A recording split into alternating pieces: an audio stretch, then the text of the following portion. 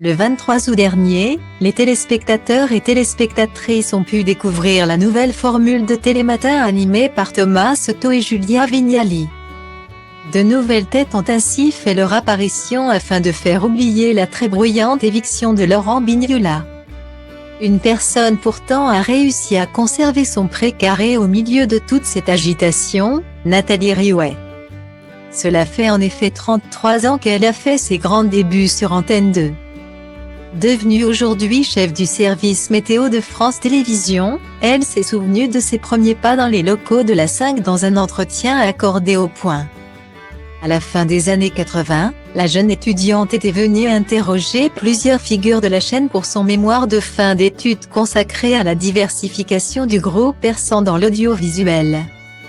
Après avoir notamment rencontré Patrick de Caroli, le chef des magazines, et Jacques Hébert, chef de l'information, elle se voit proposer de passer un casting. Jacques Hébert était en régie pour voir comment se déroulait mon Flash Info. À la fin, il me dit « Ça vous intéresse, la météo ?» Je lui réponds naïvement « Mais je n'y connais rien ». Lui me lâche « On s'en fout, l'aventure commençait » Elle présente son premier bulletin météo le 14 septembre 1987 à tout juste 22 ans, j'étais en train de mourir en direct. Je l'ai fait, je suis revenue le soir et le lendemain, se souvient-elle, tout de suite. J'ai senti que c'était un domaine qui vous marque tellement qu'il est difficile d'en sortir. Ce sont des carrières très longues. C'est le 1er avril 1990 qu'elle rejoint Antenne 2 afin d'y présenter la météo dans l'émission Télématin. C'est la première chronique de Nathalie Riouet. Papa, maman Riouet, les amis, les fiancés, les cousins, la voilà. Elle est un peu inquiète. Mais ça ne fait rien. Elle connaît bien son affaire, la présenter ainsi pour la première fois à William Lémergie.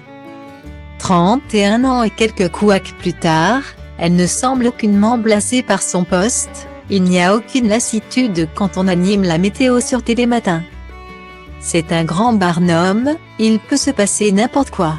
Je me souviens avoir présenté des bulletins alors qu'il y avait des bagarres et des engueulades entre techniciens juste à côté de moi.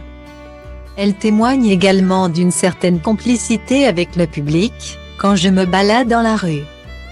Les gens m'appellent avec mon prénom et c'est toujours bienveillant. Bien sûr. Parfois, je me fais taquiner comme cet été où le soleil n'est pas présent. On me dit, alors là, Nathalie, ça ne va pas. Je ne vous aime pas en ce moment mais ça reste bon enfant.